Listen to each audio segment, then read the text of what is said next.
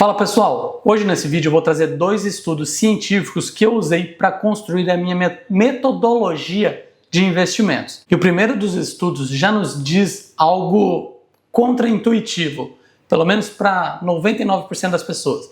Ele diz que o portfólio ideal é investir 100% em ações, sendo que 33% é no país de residência e 67% são investimentos internacionais. Então você investiria 33% no Brasil e 67% no mundo.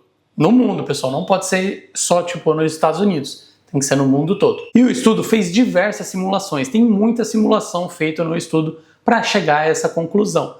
E ele chegou à conclusão que para todo tipo de investidor, seja conservador, seja moderado, seja arrojado, o portfólio ideal é de 100% em ações nos percentuais que eu falei, 33% no país de residência, 67% internacionalmente. E ele define que a parte internacional é para te proteger do seu país e a parte do seu país, a parte nacional, é para te dar rendimento para você conseguir viver dos investimentos. E o segundo estudo, ele foi feito só com o mercado americano, mas eu acredito que seja muito parecido para o mundo todo.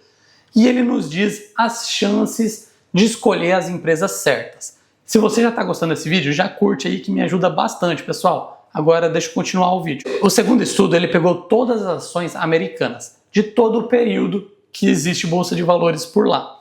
E ele concluiu que 60% das empresas destroem patrimônio.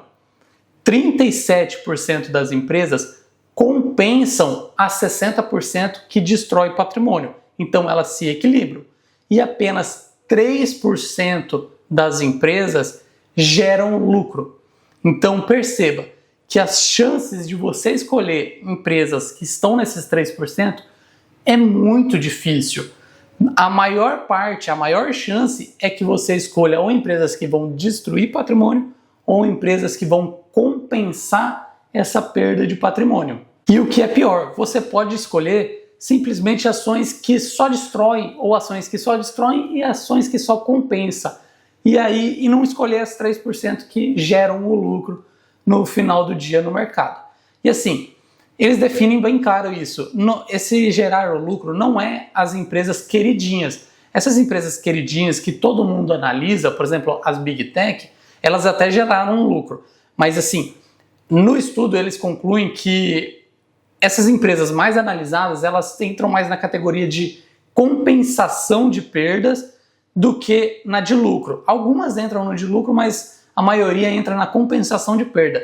As empresas menos avaliadas, menos analisadas, que as pessoas menos olham, elas geram mais retorno do que as mais olhadas. E é bem lógico até, porque às vezes o gap delas fica bem distante e quando as pessoas percebem tem uma valorização gigantesca. E é por isso que eu montei a minha metodologia em cima dos ETFs. E por isso que eu defendo muito os ETFs. Porque a minha chance de errar é muito menor. Eu não tenho os meus vieses, as minhas escolhas. O ETF é bem amplo. Eu invisto em mais de 600 empresas com 5 ETFs só. Eu tenho empresas no mundo todo, Brasil, no mundo, Estados Unidos.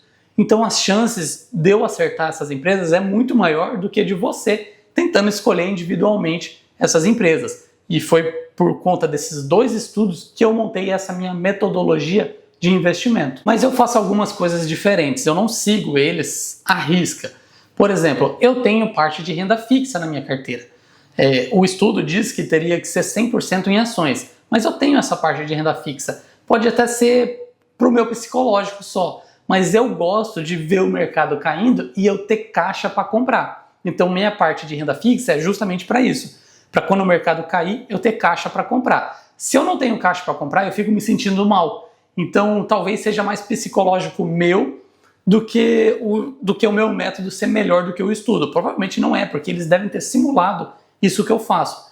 Mas para o meu psicológico faz mais sentido eu investir assim, por isso que eu faço isso. Eu tenho caixa para momentos de crise e quando as crises acontecem, eu vou lá e compro todo o meu caixa na baixa. Mas em relação à participação nacional e internacional, eu faço muito parecido. A maior parte do meu patrimônio é internacional. E aí eu tenho uma parte pequena que eu penso até em usar futuramente para para renda, para viver de renda, para viver dessa parte pequena. A maior parte vai estar lá fora me protegendo do Brasil. Então, a minha metodologia, eu peguei bastante desses dois estudos, bastante informações desses dois estudos para criá-la e adequei a minha. Porque esse fator de comprar na baixa, de ter caixa para comprar na baixa, isso é meu, é psicológico meu.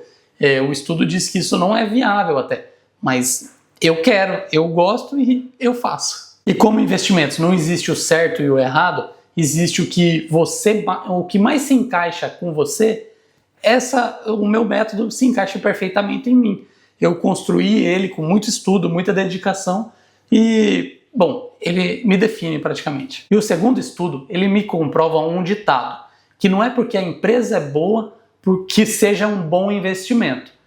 Porque às vezes a empresa é boa e todo mundo está olhando e as oportunidades de ganhar dinheiro nessa empresa não são grandes.